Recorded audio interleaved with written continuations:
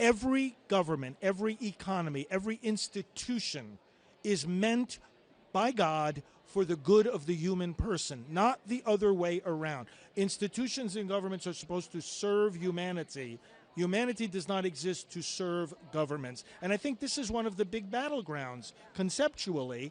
Do you have a problem with the CCP being an atheist, godless regime now spreading their tentacles inside the United States of America? A very big problem. We should all have a problem with that, because if God is not there, who's in charge? You know, either there is a God or I am God, or anybody who wants to be God is God, and then they start fighting because then it's all about power. In acknowledging God, that's where governments find the power to protect their people, because they realize that they, whoever they are, the president, the governor, the Congress, they are servants.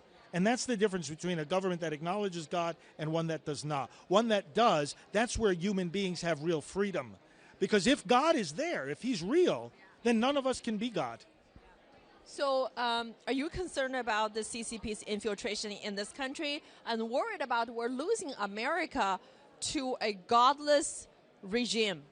In our education system, we find infiltration from the CCP with various educational programs on our campuses, even in our law enforcement with the police departments that the CCP is running around our country, in the purchasing of land. I know that there's a lot of agricultural land now that is owned by the party.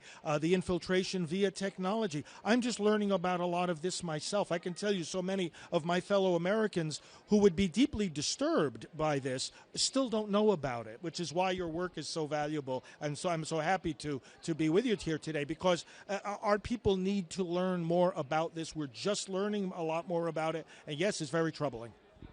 So let me ask you a question. The CCP will not be able to purchase America's farmland near the military installation unless someone wants to sell the land. And the CCP will not be able to manipulate or weaponize the U.S. federal government agencies unless someone inside the government agencies who are willing to be used by the CCP. Yes. So what's the problem here? We have many in our government who essentially are traitors. We have been saying it for a long time that we have people in our political system who are supposed to be serving America, but they hate America. And that is why they would be prone to the temptation to sell out to something like the CCP against their own country. We have got to recognize the problem. We've got to start identifying these people. So, no, we have to root out the traitors. They are there, and it's not always easy to identify them. But as you say, we would not be experiencing these consequences were it not for people who were making them happen. Yeah.